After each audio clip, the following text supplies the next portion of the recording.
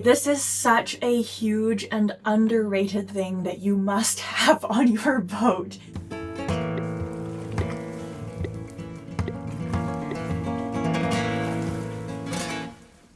Hello everyone. Hello. We've pulled together some of the most frequently asked questions about the boat, the journey, the films. Now, we filmed this Q&A video and answered all of the questions that we were given, and it ended up that we talked to the camera for 2 hours. So I'm going to spare you from that, and I'm going to break this into chunks. This first section is just going to deal with the boat, the aftermath of the refit, and how it's all working. Well, I'm Aladino. I'm a boat builder by trade. I was born in Italy, grew up in Switzerland, and that's where I worked in that trade for quite a while. That is also where I brought a boat back from the dead, which was Magic Carpet 1, which fell from a crane from 20 feet high onto concrete, and I fully rebuilt, and that subsequently we went cruising on in the Med. For a couple of years is all documented on here. Fast forward, we keep bringing boats back from the dead, which is this boat here now, which has also all been documented. Yeah, I'm Maya. I met Aladino about 8 years ago in the Mediterranean. I got a job on a boat there after university, and he was sailing around there as well. I actually had my own boat in Canada before we met, and I lived on that boat while I went to university. There's some stories about that boat on here as well. She was a beautiful little wooden boat. I got her for $1 from some random strangers who to this day I've still never met. So that was a really exciting and transformative chapter in life, which kind of, I think, led very seamlessly into everything that's now currently happening. In the more recent history, this current boat we bought sight unseen during the first wave of COVID. It's one of those COVID decisions that, looking back, it's like, was that wise? But yeah, we were in France when we bought this boat. It was located in Washington State, and it took a year until we could even see it in person because there were so many travel restrictions at that time. When we finally got to it, we weren't terribly surprised by the condition. We knew that we were buying a massive project boat. Oh yeah, but we knew we have the skills to fix it, and You do. and we were very motivated to tackle this. Yeah, so we bought this boat for 11,000 USD and showed up, and I mean, that was the next 5 years of our life then. We completely rebuilt this boat from the ground up. And as we rebuilt it, we drew from a lot of the lessons that we learned from Magic Carpet 1 and figuring out what works and doesn't work for us.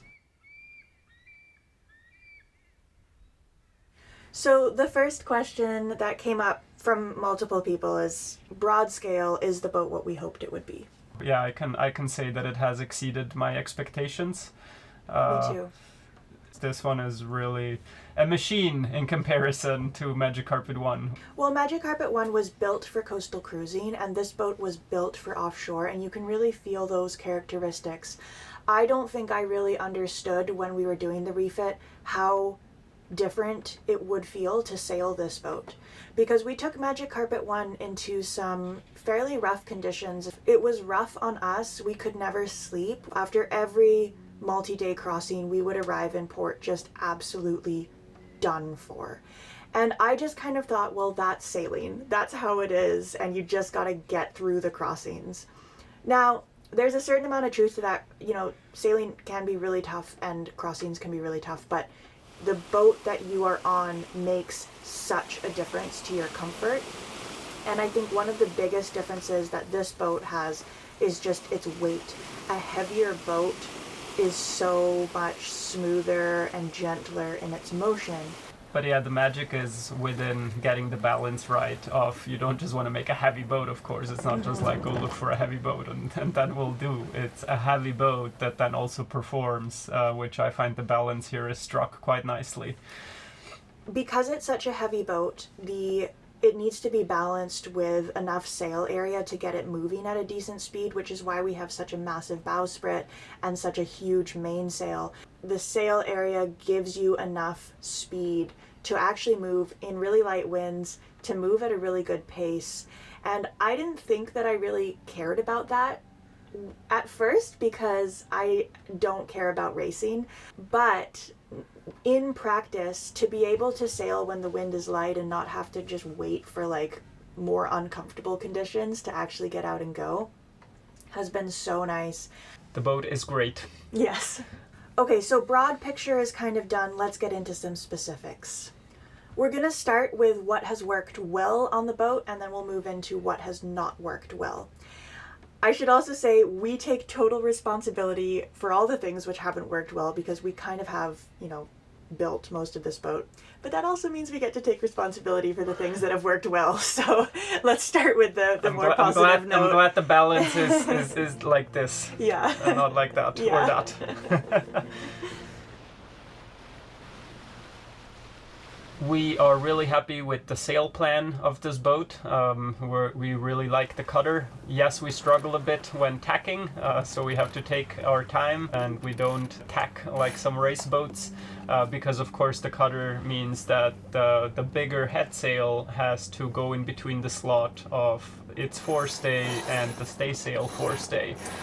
And so one thing we can do is we can furl the sail up and then open it again on the other tack, or what actually works even better is just deploy the staysail as well, sail like a cutter, and then you leave the staysail backwinded when you tack, and then the big Yankee just slides over seamlessly without chafing, and then you're on the next tack, and the staysail is a joke to tack over. So yeah, that has worked really well.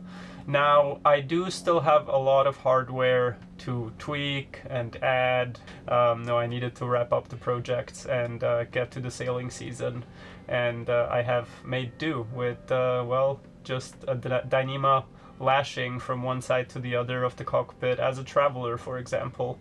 And some of those things I would like to tweak and get a permanent solution. But yeah, speaking of the grand scheme, the boat sails beautifully, and I'm so happy that we have a main with 3 reefs, and our sails look beautiful, and I'm really happy with them.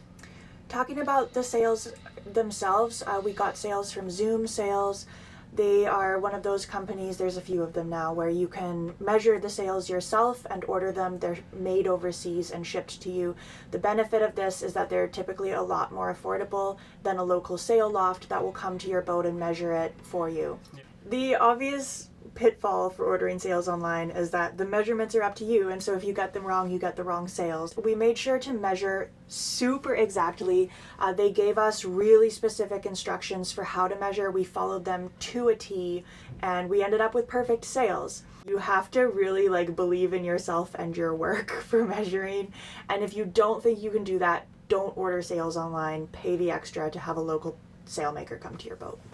And to me, one of the big reasons why I chose and love Zoom Sails is because the owner has skin in the game. He has decades of racing and offshore cruising experience, so that's a guy to listen to. That has worked really well. One last note on the sails. We were really surprised, I think in a good way, when we opened the box. I think we were kind of trying to temper our expectations, but we were really pleasantly surprised. These are lovely sails. They are really nicely made. Yeah. We're super stoked on them. Yeah, they really are. Yeah. Okay, what's worked well? The anchor setup. Well, we do have a Vulcan, which is a rock now, but it's the one without the roll bar. Nothing to say, because nothing has happened. It has worked how it should. This is something that we did want to change from Magic Carpet 1, because we had an older CQR style anchor on her, and it worked okay. We were mostly fine, but we definitely did drag, and we just haven't budged in this. I think, as you can tell from the boat, we're real suckers for a traditional look and design, but we're also really happy to embrace modern technology where it's better. And I think modern anchor design is so superior to older anchor design that it's almost a no-brainer. It's your insurance policy when you're out there. It is, get a modern anchor, you will sleep so much better. It's amazing the difference it has made. Next thing that has worked really well, the roller furlers. Yeah, that has been a really nice setup. They're really easy to deploy. They can be reefed. Yeah, and whatever sails you have, get out there, go sailing. Yeah. This is not what makes the difference. If you don't have furler, doesn't matter. What is maybe a little striking is we have a rowing dinghy. It's very different to the more typical inflatables, and it's a very different approach, which I'm happy to say, just pairs well with our lifestyle. It's just a slower pace. Of course, sometimes I'm jealous when some folks are wakeboarding, or they just want to rip out planing to some dive spot, which we cannot do. But all in all, I really like the little Scout 11 that I built a while back. And I find the dinghy tows better as well than our previous inflatable. The hard dinghy has worked so well here in the Pacific Northwest, in places where maybe you have to anchor really far away from the town because it's shallow all the way out, or stuff like that. Possibly we would prefer a rigid inflatable with an outboard. And moving on to our engine, which has been newly installed Beta 43. Yeah. Nothing to say. It's worked perfectly. It has worked, yeah, indeed. There's one little thing with the Beta engine, which is a little annoying, and that is the internal anode. That has to be changed quite frequently. But there's some good forums, or there's a good Facebook page, and some people have suggested that it could be the tube that supplies the raw water, and that is stainless, so just dissimilar metals always accelerate corrosion, so maybe I'll replace that with a hose. Really no big deal, but yeah, that has been something that surprised me.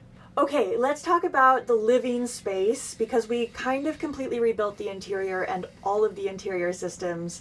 So let's talk about what has worked. And, well, yeah, we're still on what has worked. We'll get to what hasn't worked later.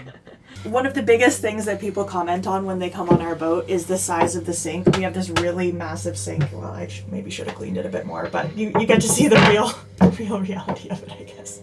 It has been such a game changer. We definitely had some folks be upset at us when we installed it, because typically marine sinks are really tiny, and the kind of traditional thinking behind that is that when you're out sailing, the sink is a nice spot to just stick things where they won't fly around, and so a smaller sink, they won't rattle around in there too much.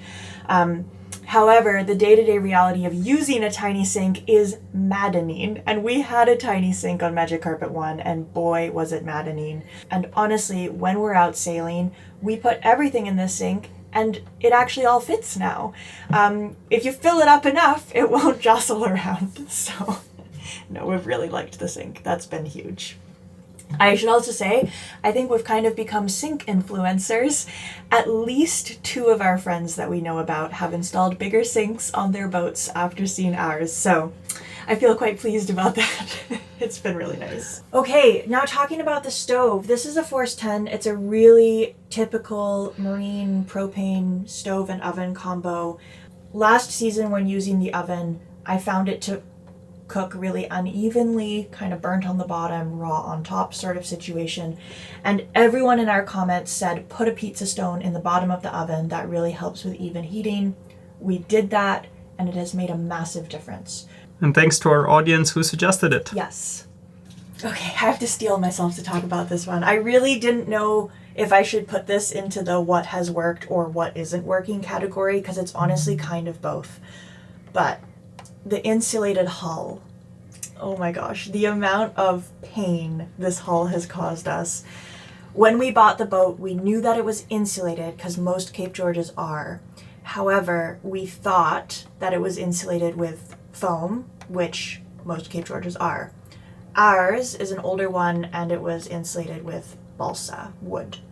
So when we got the boat, the balsa was rotten. The thin fiberglass skin wasn't done very well. Water got in. So we ended up having to rip apart the entire interior to get at that rotten balsa, remove it, and then replace it with not rotten balsa. A regret at this point is that we should have just ripped out all the balsa and put in foam. At the time, we were really tight for money. We priced out replacing the entire hull with like a fancy insulative foam, and we were just like, it's too expensive. The balsa is cheaper because we only have to replace sections of it. It wasn't like all of it was rotten, so we did that. Looking back, we should have just gone with the foam. The balsa works. The hull is better insulated than a non-insulated hull, absolutely. And that's why I've put it in the stuff that works category, because the boat is really quiet when we sail. There has not been a ton of sweating on the hull, like especially compared to Magic Carpet 1, which wasn't insulated, but it could have been even better. For the amount of work we did to this, we should have just gone all the way. Okay, this is such a huge and underrated thing that you must have on your boat, is a good and powerful and quiet fan. Actually, not just one, several of them. Mold and humidity is a constant struggle on the boat, and having moving air is huge. So we have our fans running all the time, and when you have your fan running all the time, it's got to be quiet or it will drive you crazy. So we have these Sirocco 2 fans by Craframo. This is the sound of it when it's on. It pushes so much air, and it's totally manageable, the sound levels. We had such a loud fan on Magic Carpet 1. It was like a plane taking off, and it just drove us up the wall. And it was like a constant battle. Like, at that time we were sailing in the Mediterranean, so the problem there was we were so hot. We were like, okay, do we want the nice cool air or do we want the peace and quiet? Because you cannot have both. So it's nice now we can have both. The electrical system overall has been working flawlessly. The very broad overview is we have 400 amp hours of lithium from Battleborn and a high output alternator from Balmar combined with a wake speed regulator to keep that running all properly. We have 2 solar panels with a combined capacity of 220 watts, which is not a lot, but it's nice. It gives us a trickle charge. Our power needs have been met. Now, on a cloudy day, when we're at anchor for several days in a row, no, we do have to be careful then. And more solar in the future might be good. The ones that we have work great.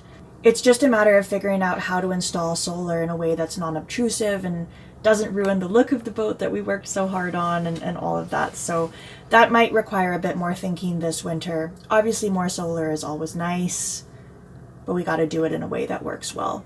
Okay, Starlink. Popping up like mushrooms on every single boat out on the sea. For real, yeah. It's mushroom season. Works amazing. Yeah, it does. Works amazing. And to keep it short, it's just always the double-edged sword where we need it for work. So it is really nice to have a solution that works and delivers, and on the other side it's hard to cut back when you could be rowing around, look at a waterfall, and instead you get sucked in. Yeah, it's one of the, it is, it's like that's it. Just the internet in general, right? I mean, part of the beauty of sailing is that disconnection, and it's something that I really valued and loved when we were sailing in Europe. And you would go offshore and you would just be entirely in your own world. There is something so special about that. It's just hard to manage that, but of course that can be still done, but you have to manage it. Then it's on you. Exactly. And we are but weak mortals. Yeah. One thing that helps in turning it off is that it's our biggest power hog. Yeah. If we forget it on overnight, it does deplete our battery bank. On that note, we have the traditional one. We bought it several years ago now, so there wasn't really many options when we bought ours. Now I think there's the smaller Starlink minis that run off DC. They take less power. Those ones, I believe, I could be wrong, I'm not a Starlink expert, but I believe those are restricted to the continent you buy them in. So if we go offshore, which we'll get to that at the end of the video, then those Starlink minis wouldn't really be much help. So we're sticking with the bigger, more power consumptive one. Maybe before we really head offshore, we'll look at what's new on the market. But for now, this is working. Yeah. And yeah, just to add something from my perspective is, coming from Europe, I was pretty blown away how you tuck around the corner here and there is no cell signal. Yeah. Even in a lot of communities, where people live. To the point where we lost connection for a month. So yeah, that's been pretty fun and so different. Europe, we just have coverage almost everywhere. That's the thing. We were able to sail in Europe without Starlink. We would not be able to do it here. Yeah, so that's also location difference. Yeah. All right. Now let's get to what hasn't worked so well. things that we need to adjust.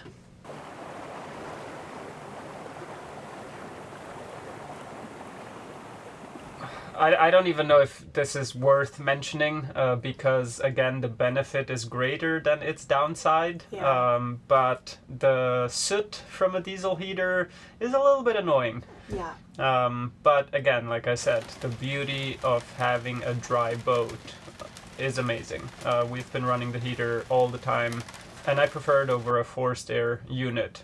This really is just like a hot brick of metal that does really dry out the air. And it's the quiet. flame looks nice. It has been great. We've been using it pretty much every single night. But to improve it, I think we definitely need to increase the airflow to the heater, because essentially it doesn't burn clean unless we have the fan continuously running, and with a proper installation it should be able to run without the internal fan. So that's something we need to think about, maybe this winter, adding a better source of fresh air to the heater's intake. Yeah. Possibly, unfortunately, the biggest source of frustration this season has been the autopilot. So the one we have is pelagic, and ours is the heavy-duty actuator type. Just because we have such a heavy boat, we went for, well, the most powerful one. It is a very well-priced unit, and I mean, that's also why we chose it. But yeah, it just has not been reliable. What I want from an autopilot is it being able to hold a course. I set the course, and then sometimes it works. And sometimes it just veers off and changes the course entirely, and it was quite frustrating to say the least. And it does seem to be a little unpredictable. Like some days we'll have it on and it'll steer us perfectly, and then other days it'll work perfectly for an hour and then it'll like do a 360-degree circle. And we've been trying to figure it out, like, okay, if we bring our phones or our cameras or like some sort of electronic thing near to the compass box, like, is that throwing it off? Oh, that does throw it off. That does throw it off, but that's not... It can also throw itself off when none of those things are near. So exactly. Yeah, because we've noticed what harms it, so we have like very consciously stopped doing that. Like, don't get close to the control box. Yeah. And yet sometimes it works and sometimes it doesn't. And that's what the confusing part about it, because I do know that where I mounted the control box, which is that white box over there, but it is close to the compass, it is close to the staysail winch, which is just a metal object which you should avoid. It is within the spec'd distance, but it's just one of those things that it's hard to find the ideal location, and you have to drill a hole and just install it. I mean, there's metal things throughout the entire cockpit. Exactly. And there is on every boat. So it's... That is all to say that I'm really confused as to why it even works sometimes then. Because those metal objects, they're always there. I could calibrate the internal compass again and try that. There is a few things which I haven't done yet so far. That's been a bit of a bummer. Tons of questions about wind vanes. We are going to get a wind vane. We just haven't installed one yet. That's hopefully for this winter. Yeah. The propane solenoid surprised me as to how fast it has given up. So yeah, we have burnt out one. Luckily we had a spare. But just talking to a lot of folks, their propane solenoid lasts so much longer. So they're not hard to carry, those spares, but just, I don't know. If you've had one brand work forever over another, let us know, and we might give it a try. One thing which hasn't worked great, but which we already have plans to change, is the Dodger. Especially in this environment, having such an exposed cockpit has definitely been rough, even when it's really nice out, just not having any shade. So we're going to work with our friend Simon later this season, and he's going to help us build a new Dodger, which cannot come soon enough, and also a little bit of a cover for the cockpit. We might also think about some sort of bimini situation. That's going to be a winter project. You've seen in our videos there are some rigging things, we've kind of talked about it, which aren't dialed in yet, but overall the rigging that we have done has been incredible. The only things which aren't working are things which we have not yet attended to. Yeah. You know, the running back stays and the main sheet traveler, stuff like that. Totally. And something which has become more of an issue as the weather has gotten colder, the cabinets across from the head we did not build. Those actually came with the boat. It's sort of the one interior piece that we kind of left alone. I revarnished it, but that's all we did. They have kind of no ventilation, and that has caused issues with dampness and mold. So adding a lot more ventilation to those cabinets is big on the list. Let's move on to the question that everyone has been asking, our most frequently asked question, which is what's next? Let's get to it. People, gotta live in the moment more. It's not about the future. No. And the journey is part of the destination, not the destination only. No. Those things come to mind. Okay, there's a reason why we've been purposefully a little cagey about our future plans. And the short answer is because we haven't known ourselves. And the long answer gets into the heart of a lot of what we've been dealing with the past few years. So we decided to take on this massive refit of this boat. I was 23 when we decided to buy this boat, and we thought it would take about 2 years. It obviously took a lot more than that, and I think at the age that I was when we bought it, I wasn't fully equipped or even aware of what a refit like this would really entail. And I also don't think I was thinking about my future in the way that I now am. I'm currently 28, and questions about family and feelings of wanting to be more connected to community than we have been have really come up a lot more than they did at 23, that's for sure. At 23, I was just like, I want to travel full-time for the rest of my life, forever. This is all I will ever want to do. So yeah, I mean, people mature and evolve, and I certainly have changed from when I was 23. So as the refit progressed, I mean, it wasn't that I just didn't like sanding that much, which is definitely a part of it. I mean, I sanded for 5 years. It was tough, and there's a lot to say actually that I think will be a different episode about how we managed the refit and how we split tasks between us and how we split responsibility between us, because I think at the end of the day, although it was efficient, it didn't lead to the best personal outcomes.